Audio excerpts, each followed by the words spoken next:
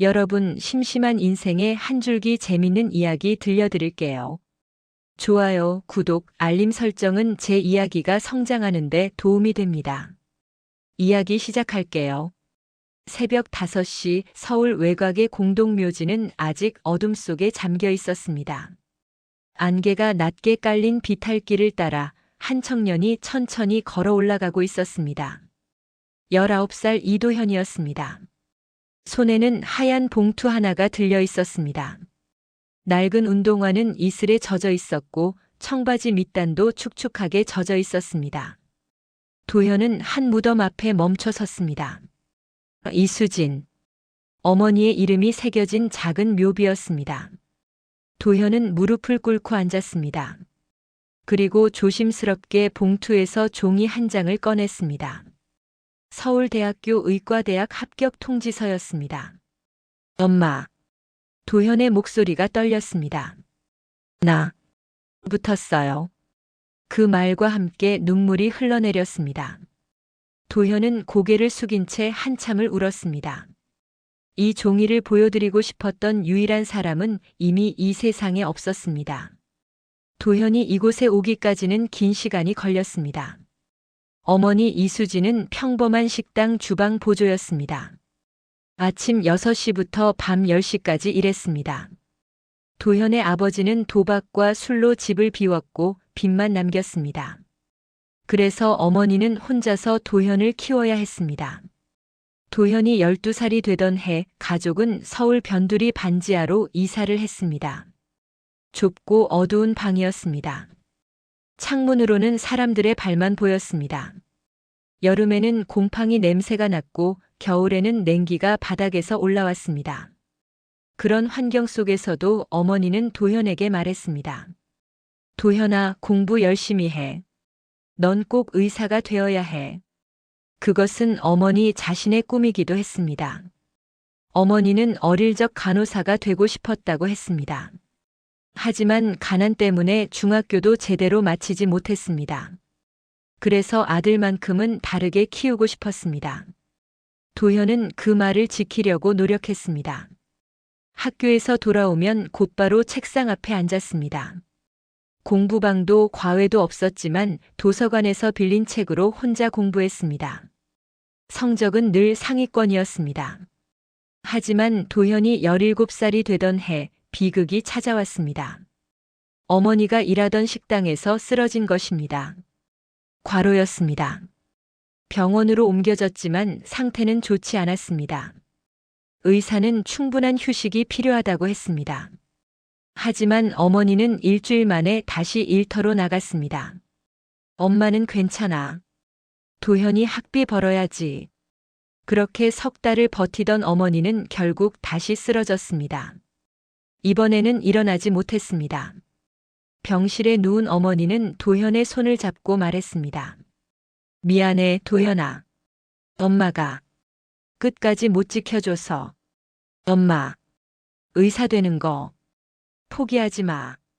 꼭 사람 살리는 사람이 돼. 그것이 어머니의 마지막 말이었습니다. 장례식은 간소했습니다. 조문객도 많지 않았습니다. 도현은 혼자서 어머니를 이곳에 모셨습니다. 아버지는 장례식장에 얼굴도 비치지 않았습니다. 어머니가 떠난 뒤 도현은 학교를 그만뒀습니다. 당장 생활비를 벌어야 했기 때문입니다. 검정고시를 준비하면서 편의점 야간 알바를 시작했습니다. 밤 10시부터 아침 6시까지 일했습니다. 반지하 월세는 35만 원이었습니다. 공과금과 식비를 합치면 최소한 70만 원은 필요했습니다. 편의점 알바비는 한 달에 90만 원 정도였습니다. 빠듯했지만 어떻게든 버텨야 했습니다. 그런데 이상한 일이 일어났습니다.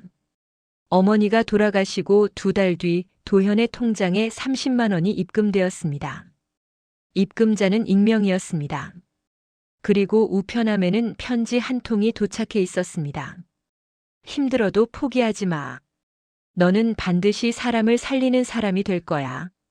도현은 처음에 사기라고 생각했습니다. 하지만 다음 달에도 그 다음 달에도 돈은 계속 들어왔습니다. 편지도 함께 왔습니다. 매번 같은 내용이었습니다. 도현은 고마웠지만 동시에 부끄러웠습니다. 누군가의 도움 없이는 살 수 없다는 현실이 자존심을 건드렸습니다.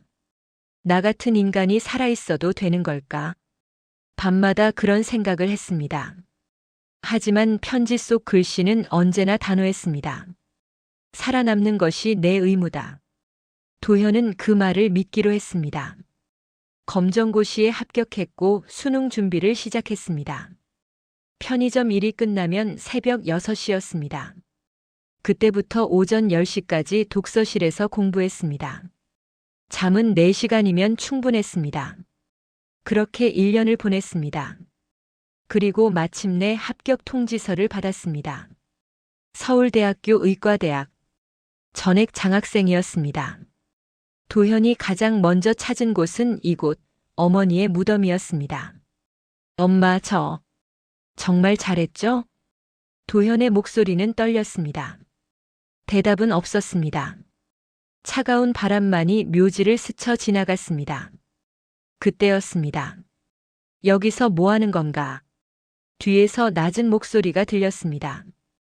도현은 깜짝 놀라 뒤를 돌아봤습니다.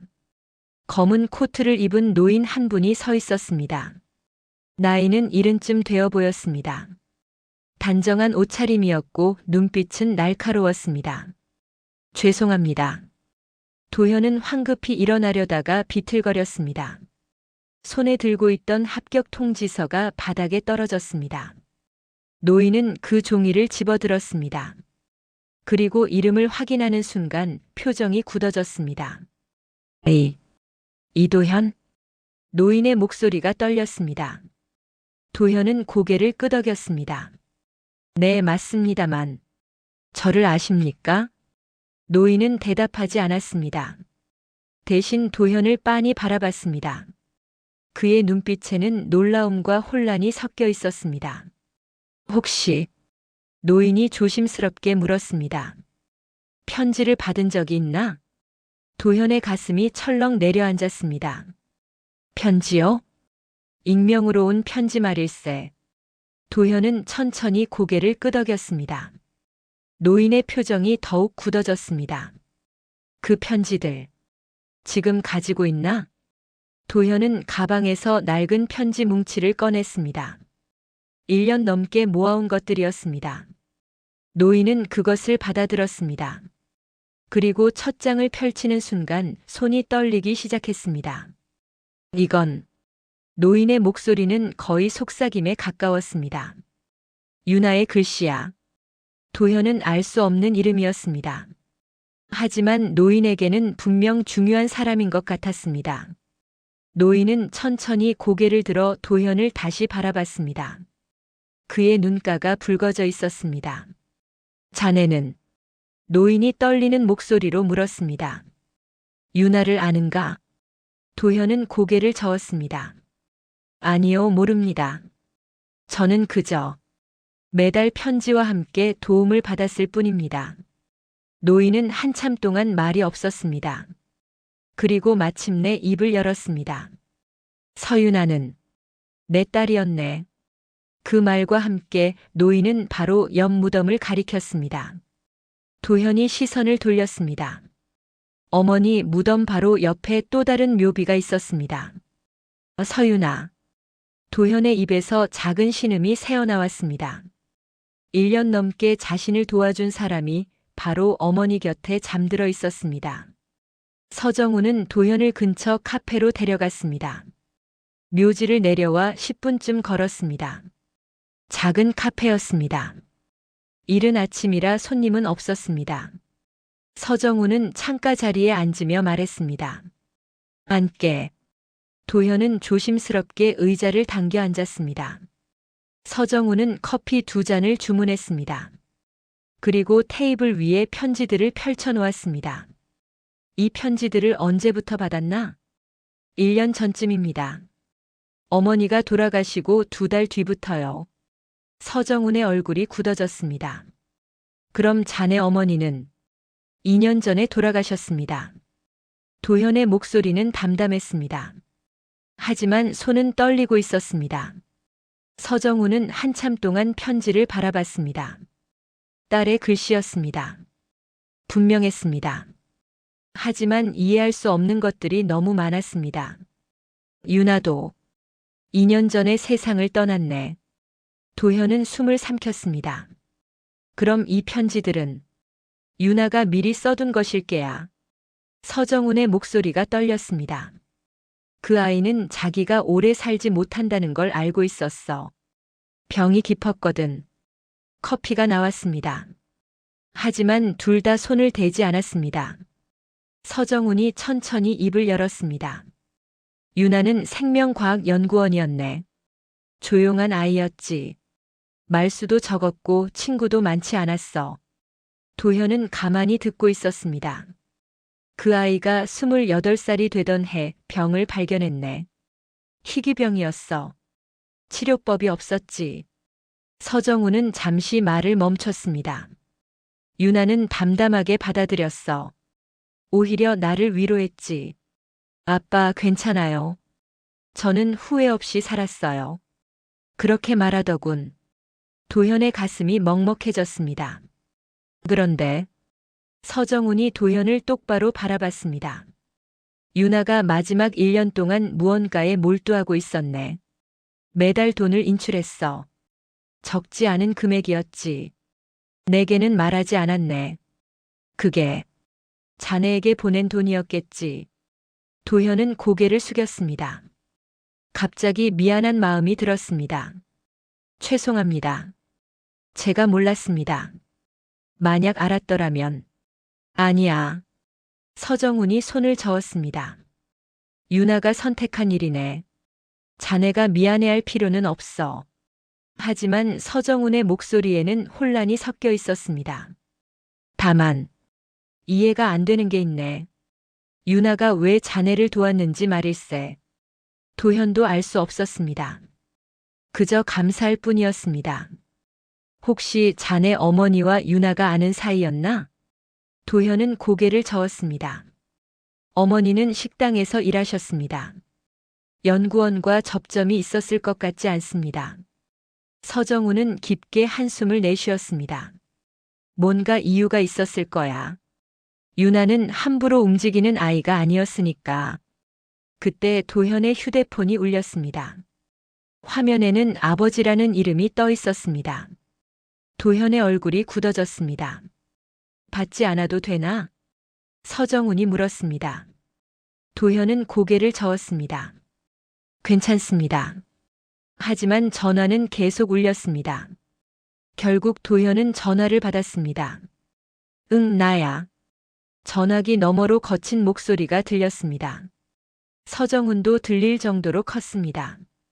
야, 너 어디 있어? 당장 집에 와. 지금은 좀. 당장 오라고. 할 말 있어. 전화가 끊어졌습니다. 도현은 한숨을 내쉬었습니다. 아버지신가? 서정훈이 조심스럽게 물었습니다. 도현은 고개를 끄덕였습니다. 관계가 좋지 않은 것 같은데. 네. 어머니가 돌아가신 뒤로는 거의 말을 안 합니다. 서정훈은 더 묻지 않았습니다. 하지만 도현의 표정에서 무언가를 읽은 듯 했습니다. 힘든 일이 있으면 언제든 연락하게. 서정훈은 명함을 건넸습니다. 도현은 명함을 받아들었습니다. 서정훈 바이오젠 회장. 도현의 눈이 커졌습니다. 바이오젠은 국내 대형 제약회사였습니다. 회장님이셨습니까? 그저 늙은이일 뿐이네. 서정훈은 쓸쓸하게 웃었습니다. 유나가 자네를 도왔다면 나도 그래야겠지. 유나의 뜻을 이어야 할 의무가 있으니까. 도현은 고개를 저었습니다. 충분히 도움을 받았습니다. 더 이상은. 자네는 의대에 합격했네. 하지만 등록금은 어떻게 할 생각인가? 도현은 입을 다물었습니다. 전액 장학생이지만 생활비 문제가 남아 있었습니다. 편의점 알바를 계속할 생각인가? 그럴 수밖에 없습니다. 의대 공부를 하면서. 도현은 대답하지 못했습니다. 서정훈이 말했습니다. 유나가 시작한 일이네. 내가 마저 책임지겠네. 하지만 부담 갖지 말게. 이건 자네를 위한 게 아니야. 유나를 위한 거네. 그리고 나를 위한 거기도 하지. 서정훈의 눈빛이 흔들렸습니다. 유나를 보내고 나니 모든 게 무의미하더군. 사업도 돈도 명예도 다 쓸모없어. 도현은 가만히 서정훈을 바라봤습니다. 하지만 자네를 보니 유나가 마지막까지 무엇을 원했는지 알 것 같네. 살아있는 누군가가 꿈을 이루는 것. 그게 유나가 바란 거였을 거야. 도현의 눈가가 뜨거워졌습니다. 생각해보게. 급하게 대답하지 않아도 돼. 서정훈이 자리에서 일어났습니다. 먼저 가보겠네. 자네도 아버지께 가봐야 할 것 같으니. 도현도 일어났습니다. 오늘 감사했습니다. 고맙긴. 내가 고마워해야지. 서정훈은 묘지를 향해 고개를 숙였습니다. 그리고 천천히 걸어갔습니다. 도현은 한동안 그 뒷모습을 바라봤습니다. 외롭고 쓸쓸해 보였습니다. 도현은 명함을 주머니에 넣었습니다. 그리고 반지하 집으로 향했습니다. 집에 도착하자 아버지가 기다리고 있었습니다. 테이블 위에는 서류들이 어지럽게 놓여 있었습니다. 술 냄새가 진동했습니다. 늦었네. 아버지 이철민이 비웃듯 말했습니다. 의대생 됐다며? 축하한다. 말투에는 축하의 기색이 전혀 없었습니다. 고맙습니다. 그래, 장학금도 받는다고. 네. 이철민은 서류 하나를 집어들었습니다. 좋아. 그럼 이제 내 이름으로 대출 좀 받아야겠다. 도현의 얼굴이 굳어졌습니다. 무슨 말씀이세요? 빚이 좀 있어. 사채인데 이자가 장난 아니야. 그건 아버지 빚 아닙니까? 아버지 빚이 내 빚이지. 가족 아니냐? 도현은 주먹을 쥐었습니다. 전 아버지 빚을 갚을 의무가 없습니다. 이철민의 얼굴이 일그러졌습니다. 뭐? 이 새끼가. 저는 제 인생을 살겠습니다. 어머니와 약속했습니다. 약속? 그 여자가 뭘 해줬는데? 도현의 눈빛이 차갑게 변했습니다. 어머니를 그렇게 부르지 마세요. 닥쳐. 이철민이 소리쳤습니다. 내가 뭔데 나한테 명령이야? 내가 여기까지 온 게 누구 덕분인데? 제 힘으로 왔습니다. 웃기고 있네. 내 이름으로 대출 안 받으면 너 학교 못 다닌다. 협박하시는 겁니까? 협박? 이건 거래야. 내가 대출 받아주면 나도 널 가만 내버려 둘게. 도현은 더 이상 말하지 않았습니다. 방으로 들어가 문을 닫았습니다. 밤이 깊어졌습니다. 도현은 침대에 누워 천장을 바라봤습니다. 어떻게 해야 할까? 의대에 합격했지만 갈 수 있을지 확신이 없었습니다. 아버지는 포기하지 않을 것입니다. 계속 괴롭힐 것입니다. 도현은 주머니에서 명함을 꺼냈습니다. 서정훈 회장의 명함이었습니다. 도움을 청해야 할까? 하지만 쉽지 않았습니다. 이미 너무 많은 도움을 받았습니다. 더 받는다는 건 부담이었습니다. 도현은 명함을 다시 주머니에 넣었습니다. 그리고 결심했습니다. 혼자 해결해야 해. 어떻게든. 하지만 방법은 보이지 않았습니다. 일주일이 지났습니다. 도현은 아버지를 피해 집을 나와 있었습니다. 편의점 야간 근무가 끝나면 독서실로 갔습니다. 오후에는 동네 도서관에서 시간을 보냈습니다. 집에는 잠만 자러 갔습니다. 하지만 피할 수 없다는 걸 알고 있었습니다. 어느 날 저녁 도현이 편의점에 출근하자 점장이 심각한 표정으로 말했습니다. 도현아, 미안한데 오늘 낮에 내 아버지 되시는 분이 다녀가셨어. 도현의 몸이 굳었습니다. 무슨 말씀을 하셨나요? 내가 여기서 일한다는 걸 확인하고 가시더라. 표정이 좋지 않으셨어. 점장이 조심스럽게 덧붙였습니다. 혹시 집안에 무슨 일 있니? 도현은 고개를 저었습니다. 아닙니다. 괜찮습니다. 하지만 괜찮지 않았습니다. 그날 밤 새벽 2시 도현의 휴대폰이 울렸습니다. 아버지였습니다. 도현은 받지 않았습니다. 전화는 계속 왔습니다. 10번, 20번, 30번. 결국 도현은 전화를 받았습니다. 왜 전화를 안 받아? 아버지의 목소리는 차가웠습니다. 지금 일하고 있습니다. 거짓말하지 마. 내가 어디서 일하는지 다 알아. 도현은 입을 다물었습니다. 내일 낮 12시까지 집에 와. 안 오면 내가 일하는 편의점으로 갈 거야. 전화가 끊어졌습니다. 도현은 한참 동안 휴대폰을 바라봤습니다. 손이 떨렸습니다. 다음 날 정오 도현은 집으로 향했습니다. 문을 열자 아버지가 소파에 앉아 기다리고 있었습니다. 테이블 위에는 서류들이 놓여 있었습니다. 앉아. 도현은 천천히 의자에 앉았습니다. 이철민이 서류를 밀었습니다. 여기 서명해. 이게 뭡니까? 학자금 대출이야. 내 이름으로 받는 거지. 도현은 서류를 집어들었습니다. 3천만 원. 의대 등록금 명목이었지만 실제로는 아버지의 사채를 갚는 데 쓰일 것이 분명했습니다. 전 장학생입니다. 등록금이 필요 없습니다. 그건 나도 알아. 하지만 생활비는 필요하잖아. 제가 알아서 하겠습니다. 어떻게? 편의점 알바로. 이철민이 비웃었습니다. 의대생이 알바하면서 공부한다고. 웃기지 마. 너 1년 안에 잘려. 도현은 아무 말도 하지 않았습니다. 서명 안 할 거야? 안 합니다. 이철민의 얼굴이 일그러졌습니다. 그래? 그럼 어쩔 수 없지. 이철민이 휴대폰을 꺼냈습니다. 내일 사채업자들한테 내 연락처 넘길 거야. 내 학교 주소도 함께. 도현의 얼굴이 창백해졌습니다. 그건 내가 서명 안 하면 넌 내 연대 보증인이야. 법적으로 빚을 갚을 의무가 있어. 연대 보증인 된 적 없습니다. 증거가 있어. 이철민이 또 다른 서류를 꺼냈습니다. 도현의 이름과 도장이 찍혀 있었습니다. 이건 제가 찍은 게 아닙니다. 누가 믿겠어? 내 도장 맞잖아.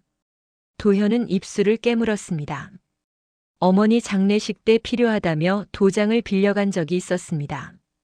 그때 위조한 것이 분명했습니다. 불법입니다. 그래, 불법이지. 그런데 증명할 수 있어? 변호사 비용은 있고. 도현은 대답하지 못했습니다. 이철민이 몸을 앞으로 기울였습니다. 선택해. 지금 서명하거나 아니면 사채업자들한테 쫓기거나. 도현은 주먹을 쥐었습니다. 시간 줄 테니까 생각해봐. 이틀. 이틀 안에 결정 안 하면 내 학교로 찾아갈 거야. 도현은 일어났습니다. 더 이상 이 집에 있을 수 없었습니다. 밖으로 나오자 숨이 막혔습니다. 도현은 한강변으로 걸어갔습니다. 강물이 조용히 흐르고 있었습니다. 도현은 벤치에 앉았습니다. 머릿속이 복잡했습니다. 어떻게 해야 하지? 방법이 보이지 않았습니다. 경찰에 신고해도 증거가 없었습니다. 위조 도장을 증명할 방법도 없었습니다. 변호사를 선임할 돈도 없었습니다. 그렇다고 서명할 수도 없었습니다. 3천만 원. 졸업 후에도 갚기 힘든 금액이었습니다. 그리고 한번 서명하면 아버지는 계속 요구할 것입니다. 도현은 주머니에서 명함을 꺼냈습니다. 서정훈 회장의 명함이었습니다. 도움을 청해야 할까? 하지만 쉽지 않았습니다. 일주일 전 카페에서 나눈 대화가 떠올랐습니다. 회장님은 친절했습니다. 도와주겠다고 했습니다. 그런데 도현은 거절했습니다. 충분히 도움을 받았습니다. 그때 그렇게 말했습니다. 자존심이었습니다. 스스로 해결하고 싶었습니다. 하지만 지금은 달랐습니다. 도현은 휴대폰을 꺼냈습니다. 명함에 적힌 번호를 눌렀습니다. 신호음이 울렸습니다. 한 번, 두 번, 세 번. 도현은 전화를 끊었습니다. 아니야. 아직은. 도현은 명함을 다시 주머니에 넣었습니다. 그때 휴대폰이 울렸습니다. 발신자는 서정훈이었습니다. 도현은 놀라서 전화를 받았습니다. 여보세요? 나네 서정훈일세. 차분한 목소리였습니다. 방금 전화했던가? 아, 네. 죄송합니다. 실수로. 괜찮네. 어차피 자네한테 연락하려던 참이었어. 도현은 숨을 삼켰습니다. 무슨 일이신지. 만날 수 있겠나? 할 이야기가 있네. 도현은 잠시 망설였습니다. 지금. 괜찮으시다면. 그래, 어디 있나? 한강변입니다. 위치 보내게. 30분 안에 가겠네. 전화가 끊어졌습니다. 도현은 한참 동안 강물을 바라봤습니다. 30분 뒤 검은색 세단이 도착했습니다. 서정훈이 차에서 내렸습니다. 기다렸나? 아닙니다. 서정훈은 도현 옆에 앉았습니다. 둘은 한동안 말없이 강을 바라봤습니다. 힘든 일이 있는 것 같은데. 서정훈이 먼저 입을 열었습니다. 도현은 고개를 숙였습니다. 표정에 다 나와 있네. 도현은 입술을 깨물었습니다. 말하기 싫으면 안 해도 되네. 하지만 혼자 감당하기 힘든 일이라면 도움을 청하는 것도 용기일세. 그 말에 도현의 눈가가 뜨거워졌습니다. 저는 도현이 떨리는 목소리로 말했습니다. 항상 도움만 받았습니다. 어머니한테도 익명의 누군가한테도. 이제는 스스로 해결하고 싶었습니다. 서정훈은 고개를 끄덕였습니다. 그 마음은 이해하네. 하지만 자네는 아직 19일세. 세상의 모든 무게를 혼자 짊어질 나이가 아니야. 도현은 눈물을 참았습니다. 유나도 그랬을 거네. 서정훈의 목소리가 부드러워졌습니다. 자네가 혼자 힘들어하는 걸 원하지 않았을 거야. 자네가 꿈을 이루는 걸 바랐겠지. 도현은 천천히 고개를 들었습니다. 서정훈이 도현을 바라봤습니다. 무슨 일인지 말해보게. 함께 해결하세. 도현은 한참을 망설였습니다. 그리고 마침내 입을 열었습니다. 아버지가. 도현은 모든 것을 이야기했습니다. 사체, 위조 서류, 협박. 서정훈은 조용히 들었습니다. 이야기가 끝나자 서정훈은 깊게 한숨을 쉬었습니다. 그런 일이 있었군. 죄송합니다. 이런 부탁을 드릴 처지가 아닌데. 미안해하지 마. 이건 자네 잘못이 아니네. 서정훈이 휴대폰을 꺼냈습니다. 내일 아침 내 법무팀이 연락할 거네. 모든 증거를 준비하게. 위조 서류든 협박 내용이든. 하지만 이건 자네를 위한 것만이 아니네. 서정훈이 도현을 똑바로 바라봤습니다. 유나가 자네를 도운 건 자네가 꿈을 이루길 바랐기 때문이야. 내가 유나의 뜻을 저버릴 순 없네. 도현의 눈에서 눈물이 흘러내렸습니다. 고맙습니다. 고맙긴. 이제 시작일 뿐이네. 서정훈이 일어섰습니다. 오늘은 집에 가지 말게. 호텔을 예약해두겠네. 그럴 필요는. 이틀 뒤면 모든 게 정리될 거네. 그때까지는 안전한 곳에 있어야 해. 도현은 고개를 숙여 인사했습니다. 정말 감사합니다. 서정훈은 도현의 어깨를 가볍게 두드렸습니다. 자네는 혼자가 아니네. 잊지 말게. 그날 밤 도현은 조용한 호텔방에 누워 천장을 바라봤습니다. 처음으로 마음이 조금 가벼워졌습니다. 혼자가 아니구나. 도현은 눈을 감았습니다. 내일부터 모든 게 달라질 것입니다. 이틀이 지났습니다. 도현은 호텔에 머물며 서정훈의 법무팀과 만났습니다. 변호사 2명이 왔습니다. 그들은 도현의 이야기를 꼼꼼히 기록했습니다. 위조 도장은 필적 감정으로 증명할 수 있습니다. 젊은 변호사가 말했습니다. 협박 내용도 녹음이나 문자로 증거가 있나요? 도현은 휴대폰을 꺼냈습니다. 아버지가 보낸 문자 메시지들이 있었습니다. 협박성 내용이 그대로 남아 있었습니다. 이 정도면 충분합니다. 변호사들은 자신 있게 말했습니다. 내일 아버님과 만날 예정입니다. 모든 걸 정리하겠습니다. 도현은 고개를 끄덕였습니다. 다음 날 오후 서정훈이 직접 도현의 집을 찾았습니다. 도현은 함께 가지 않았습니다. 서정훈이 혼자 가겠다고 했습니다. 자네가 있으면 감정적으로 흐를 수 있네. 내가 처리하겠네. 도현은 호텔에서 기다렸습니다. 2시간이 지났습니다.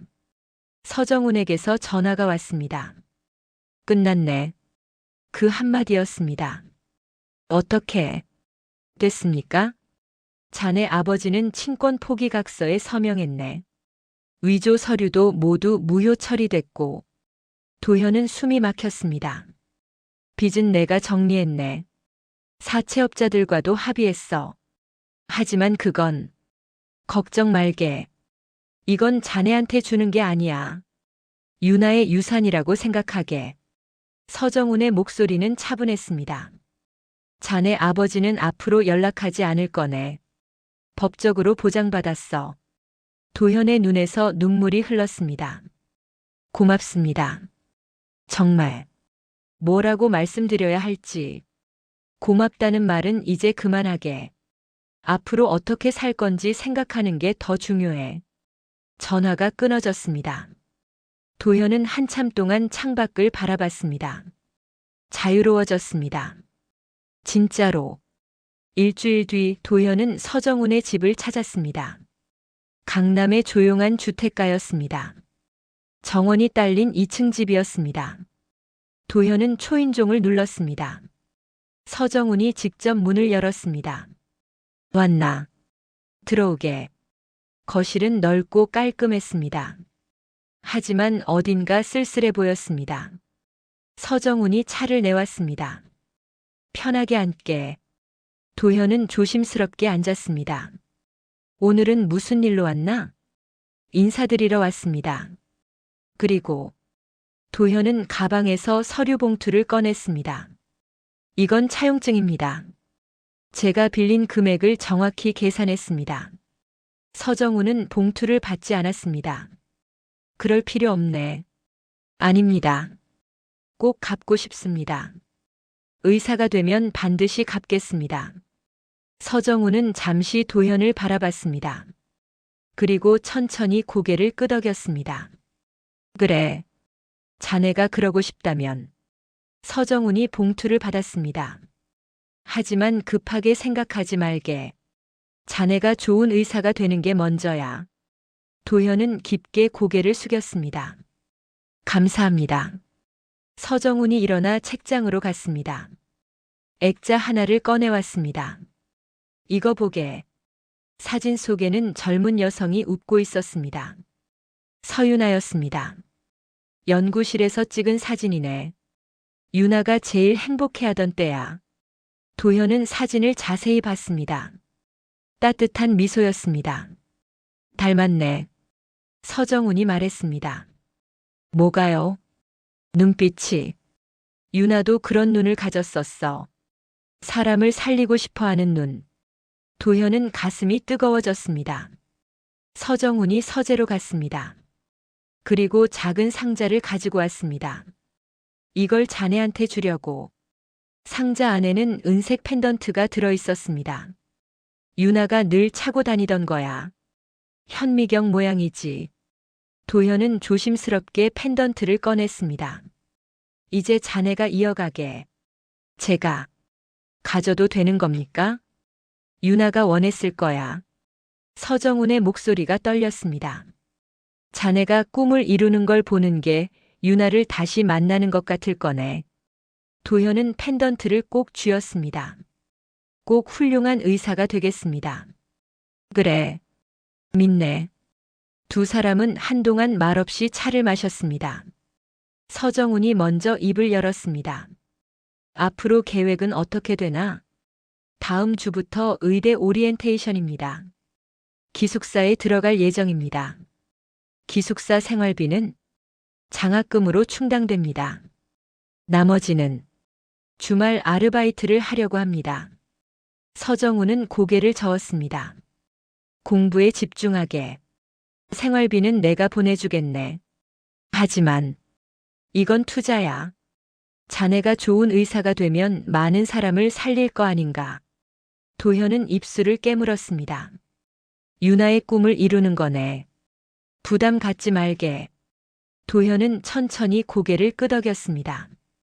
대신 조건이 있네. 말씀하십시오. 한 달에 한 번 여기 와서 밥 먹게. 혼자 사는 늙은이 외로워서 말이야. 서정훈이 쓸쓸하게 웃었습니다. 도현의 눈가가 뜨거워졌습니다. 꼭 오겠습니다. 그럼 됐네. 도현이 일어났습니다. 이만 가보겠습니다. 그래. 조심히 들어가게. 현관까지 나온 서정훈이 도현의 어깨를 가볍게 두드렸습니다. 도현이. 네. 자네는 혼자가 아니네. 잊지 말게. 도현은 고개를 숙여 인사했습니다. 감사합니다. 할아버지. 그 말에 서정훈의 눈빛이 흔들렸습니다. 그래. 잘 가거라. 도현은 집을 나섰습니다.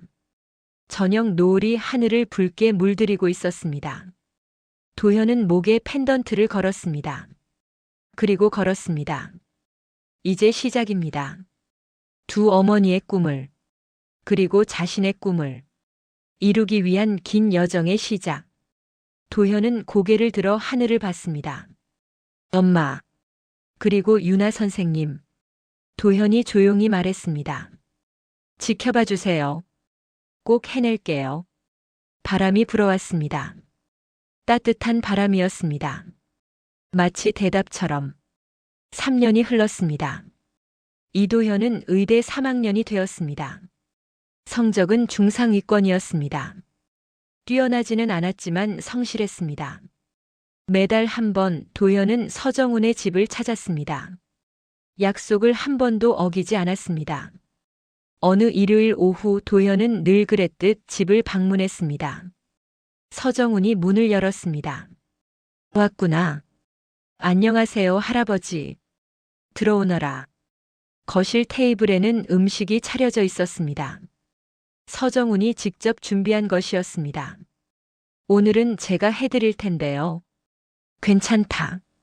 이미 다 해놨어. 두 사람은 마주 앉았습니다.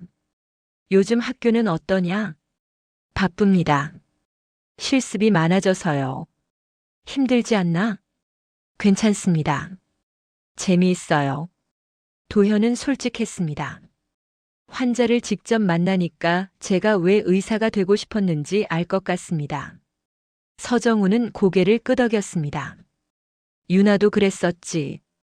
연구실에 있을 때가 제일 행복해 보였어. 저도 병원에 있을 때 그래요.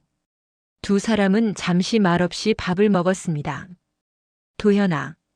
서정훈이 입을 열었습니다. 다음 달이 유나 기일이구나. 도현은 젓가락을 내려놓았습니다. 네, 알고 있습니다. 함께 가지 않겠니? 묘지에. 네, 그러고 싶습니다. 그래. 유나도 기뻐할 거야. 식사가 끝나고 도현은 설거지를 했습니다. 서정훈은 거실 소파에 앉아 차를 마셨습니다. 도현이 거실로 돌아왔습니다. 할아버지, 말씀드릴 게 있습니다. 그래, 뭔데? 도현은 가방에서 통장을 꺼냈습니다. 이번 학기부터 장학금이 늘었습니다. 생활비도 충분히 나옵니다. 서정훈은 차를 내려놓았습니다. 그래서 그동안 보내주신 생활비, 이제는 괜찮습니다. 더 이상 받지 않아도 될 것 같습니다. 서정훈은 잠시 도현을 바라봤습니다. 그렇게 하고 싶으냐? 네. 이제는 스스로 서고 싶습니다. 서정훈은 천천히 고개를 끄덕였습니다. 알겠다. 내가 원한다면. 감사합니다. 하지만 힘들면 언제든 말해라. 부끄러운 일이 아니다. 네, 명심하겠습니다. 서정훈이 일어나 서재로 갔습니다. 그리고 봉투 하나를 가지고 왔습니다. 이건 뭐예요? 유나가 남긴 편지야. 도현은 조심스럽게 봉투를 받았습니다. 제 앞으로요? 아니, 내 앞으로 쓴 거지. 하지만 너한테 보여주고 싶구나. 도현은 편지를 꺼냈습니다. 아빠에게. 이 편지를 읽고 계시다면 전 이미 떠난 뒤겠죠. 미안해요. 제가 먼저 가서. 아빠, 저는 행복했어요. 짧았지만 후회 없었어요. 마지막 1년 저는 한 아이를 도왔어요. 제 친구의 아들이었어요. 이름은 이도현. 그 아이 엄마는 제가 대학 다닐 때 식당에서 일하셨어요. 가끔 밥을 사 먹으러 가면 그분이 늘 친절하셨죠. 어느 날 우연히 그분이 아프다는 걸 알게 됐어요. 병원비가 없어서 치료를 못 받고 계셨어요. 제가 도와드렸어요. 몰래요. 하지만 너무 늦었어요. 그분은 결국 돌아가셨어요. 그분에게는 아들이 있었어요. 도현이. 착하고 똑똑한 아이였어요. 의사가 되고 싶다고 했어요. 저는 그 아이를 도와주기로 했어요. 제가 못다한 삶을 그 아이가 살아주었으면 했어요. 아빠, 제가 떠나고 나면 외로우실 거예요. 하지만 도현이를 찾아주세요. 그 아이가 아빠의 외로움을 채워줄 거예요. 그리고 아빠도 그 아이의 빈자리를 채워주세요. 사랑해요, 아빠. 유나 올림. 도현의 손이 떨렸습니다. 눈물이 편지 위로 떨어졌습니다. 저는 몰랐습니다. 도현의 목소리가 갈라졌습니다. 유나 선생님과 엄마가 아는 사이였다는 것도, 유나 선생님이 엄마를 도와주셨다는 것도. 서정훈도 눈가가 붉어졌습니다. 나도 최근에야 알았어. 유나의 노트를 정리하다가 발견했지. 도현은 편지를 가슴에 꼭 안았습니다. 모든 게 연결되어 있었네요. 그래. 우연이 아니었던 거야. 서정훈이 도현의 어깨를 잡았습니다. 유나가 너를 선택한 건 우연이 아니었어. 그리고 내가 너를 만난 것도. 도현은 고개를 숙였습니다. 감사합니다. 정말. 어떻게 감사를 표현해야 할지. 감사는 됐다. 그냥 잘 살아라. 그게 유나가 바란 거야. 네. 꼭 그렇게 하겠습니다. 한 달 뒤 유나의 기일이 찾아왔습니다. 도현과 서정훈은 함께 묘지를 찾았습니다. 어머니 이수진의 무덤과 서유나의 무덤이 나란히 있었습니다. 도현은 두 무덤 앞에 꽃을 놓았습니다. 엄마, 그리고 유나 선생님. 도현이 조용히 말했습니다. 저 잘 지내고 있어요. 내년이면 의대를 졸업합니다. 서정훈은 뒤에서 지켜봤습니다. 할아버지도 건강하세요. 매달 찾아뵙고 있어요. 도현은 가방에서 서류를 꺼냈습니다. 이건 제 성적표예요. 이번 학기 전체 수석이에요. 도현의 목소리가 떨렸습니다. 보여드리고 싶었어요. 두 분 모두에게. 바람이 불어왔습니다. 따뜻한 바람이었습니다. 도현은 눈을 감았습니다. 사랑합니다. 두 분 모두. 서정훈이 다가와 도현 옆에 섰습니다. 유나야. 아빠 잘 지내고 있어. 서정훈의 목소리는 부드러웠습니다. 내가 걱정한 것처럼 외롭지 않아. 도현이가 있으니까. 도현은 서정훈의 손을 잡았습니다. 서정훈도 꼭 잡았습니다. 고맙다, 유나. 좋은 아이를 보내줘서. 두 사람은 한참을 그렇게 서 있었습니다. 그날 저녁 도현은 기숙사로 돌아왔습니다. 책상 위에는 의학 교과서들이 쌓여 있었습니다. 도현은 목에 걸린 현미경 펜던트를 만졌습니다. 휴대폰이 울렸습니다. 서정훈에게서 온 문자였습니다. 오늘 수고했다. 저녁은 먹었니? 도현은 미소를 지으며 답장했습니다. 네, 먹었습니다. 할아버지도 편히 주무세요. 그래. 다음 주 일요일에 보자. 네, 꼭 가겠습니다. 도현은 휴대폰을 내려놓았습니다. 그리고 책을 펼쳤습니다. 공부할 게 많았습니다. 하지만 힘들지 않았습니다. 이제는 알고 있었습니다. 혼자가 아니라는 것, 사랑받고 있다는 것, 그리고 보여드릴 사람이 있다는 것. 도현은 펜을 잡았습니다. 내일도 모레도 계속 두 어머니의 꿈을 이루기 위해, 그리고 자신의 꿈을 이루기 위해 도현은 오늘도 공부합니다. 3년 뒤 서울대학교 의과대학 졸업식장.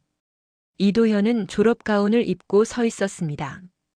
객석에는 서정훈이 앉아 있었습니다. 혼자였지만 외롭지 않았습니다. 도현이 무대로 올라갔습니다. 우수 졸업생 이도현. 박수가 터져 나왔습니다. 서정훈은 눈가를 닦았습니다. 졸업식이 끝나고 두 사람은 묘지로 향했습니다. 도현은 졸업장을 두 무덤 앞에 펼쳤습니다. 엄마 유나 선생님, 약속 지켰어요. 도현은 웃으며 말했습니다. 의사 됐어요. 이제 사람 살릴 수 있어요. 서정훈이 손뼉을 쳤습니다. 잘했다, 도현아. 할아버지 덕분입니다. 아니야. 내 힘으로 한 거야.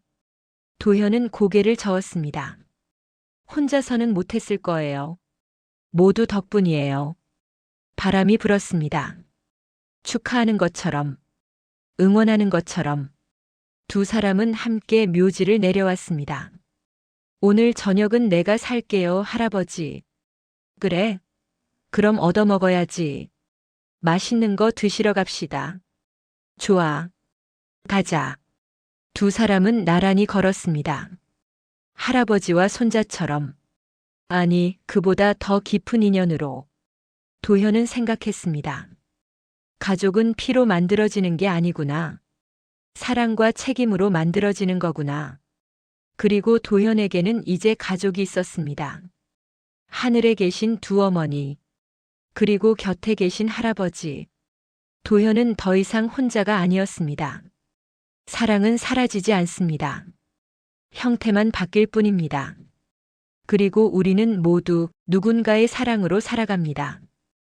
혼자라고 느껴질 때 고개를 들어보세요. 당신을 지켜보는 사람이 있습니다. 당신을 응원하는 사람이 있습니다. 그 사랑을 믿고 오늘도 한 걸음 나아가세요. 당신의 꿈을 이루세요. 그것이 당신을 사랑했던 사람들에게 드릴 수 있는 가장 큰 선물입니다. 이야기 들어주셔서 감사합니다. 듣고 싶은 이야기가 있으시면 댓글 남겨주세요.